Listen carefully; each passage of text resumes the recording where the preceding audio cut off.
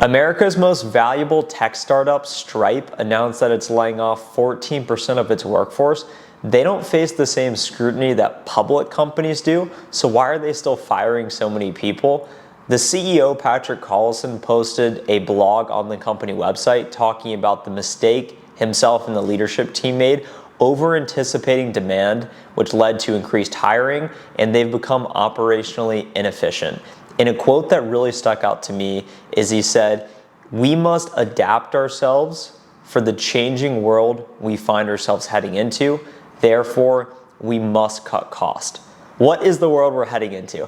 I can't tell you exactly what's going to happen, but what I can tell you is that I see two of the biggest companies in the world, Amazon and Apple, announcing complete corporate hiring freezes. I'm a shareholder in Amazon. The stock's down 25-ish%, so lost a lot of money there.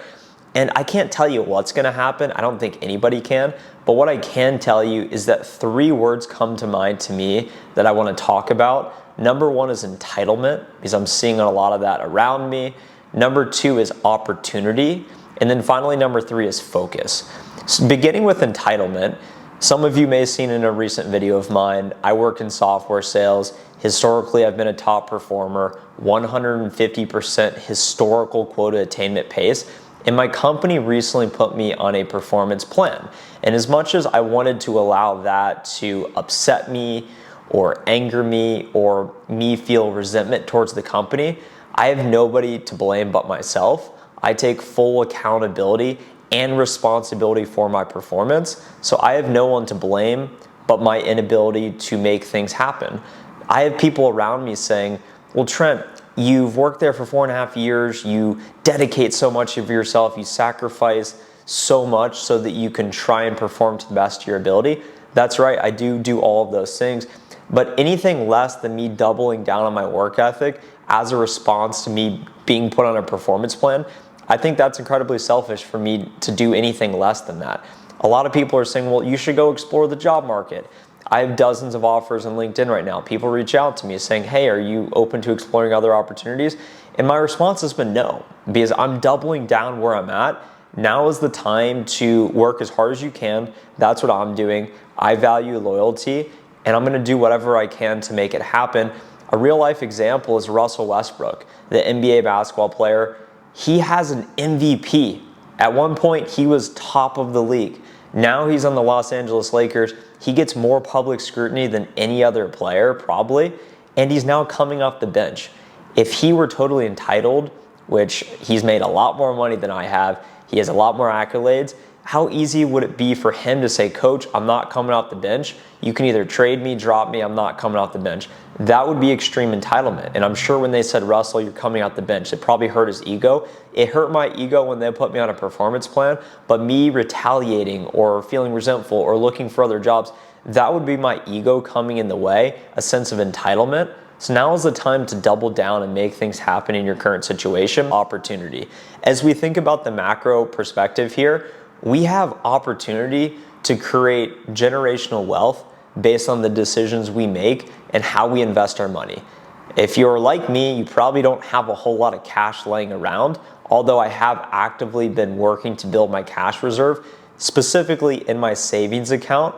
I take my monthly burn rate, I spend $5,000 on expenses, and my goal is to have $15,000, so 3x my monthly burn rate in my savings account in the event I get fired, so that I have a lot of runway to at least sustain my quality of lifestyle. But as I think about investment opportunities, think about the great tech companies or some of these other companies like Amazon that's down 25%. Some of these tech companies upwards of 50 to 70 to 90%. If you identify the right opportunity, you invest a lot of money there. In 3 to 5 years, it can go up substantially. So in the macro, there's so much opportunity. An example of this is Airbnb. In 2020, when the pandemic hit, all of travel stopped. Airbnb got crushed because nobody was traveling. No one was going to stay in someone's home during the pandemic. So they lost a lot of value in the public markets. A private equity firm, Silver Lake Investments, invested $1 billion in Airbnb. I think the valuation went down to like 16 billion or something like that. Just within a year, the valuation of the company went up substantially. and they made, I think, $500 million on their investment. So a ridiculous return on that size of a capital investment. But that's just to put in perspective, when people start to freak out and there's blood on the streets, now is the time to slow down, take a step back, and really look at the bigger picture and say, okay, if I'm gonna be in this city for 10 years, it doesn't matter if the housing prices are expensive or they're gonna go down, I'm gonna buy it and hold it. Okay, it doesn't matter that interest rates are going up, tech companies are getting crushed. I like this company. I'm gonna buy into it and I'm gonna hold it for a long period of time. So there's tremendous opportunities in the market from a macro standpoint to invest. As we think about a micro perspective in our own day-to-day life, now is the time to get better and to be grateful for the opportunities we have. How many times have you found yourself sitting there saying, man, it's really hard to sell into this environment. Budget cycles are getting destroyed, these sales cycles are taking forever, and I'm having a tough time succeeding. I'm feeling all the same things. Everyone knows this. You don't have to talk about it. Rather than thinking like that or making excuses that, oh, everyone's on a plan, why not think, you know what? I'm grateful to have the opportunity to sell during this environment because in the long term, I'm gonna be better because of this. The opportunities now will shape us. Rather than wishing things were easier, wish that you can deal with hard better and recognize that we'll all be better because of this. And now is the time to truly get good at what we're doing so that when the good times start to happen, that's when the good times are really gonna roll. Focus. Identify what are your top priorities. As a salesperson, I always ask my customer, what are your priorities? How are you incentivized? If you were to ask me, Trent, what are your priorities? Number one is health. Number two is success in my software sales job, which is closing revenue, quota attainment. And number three is impact via YouTube and the amount of people I'm able to reach and help.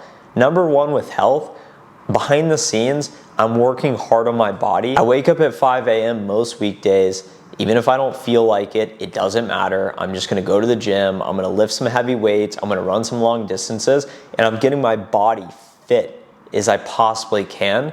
Priority number two, software sales. Success in my software sales job, I just talked about going in monk mode for the next 20 days.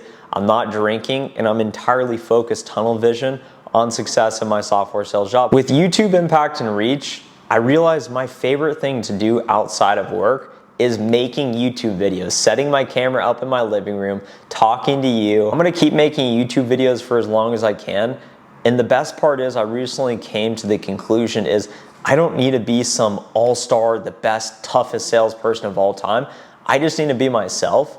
And I think people can resonate where I'm coming from because I'm dealing with the BS too. Believe me, I'm seeing it, but I'm more focused on not feeling entitled, not acting like a victim, identifying the opportunities I can to capitalize so that I can get ahead now and into the future. And then finally just focusing. Eliminate all the noise and focus on what you can control and take a long-term perspective.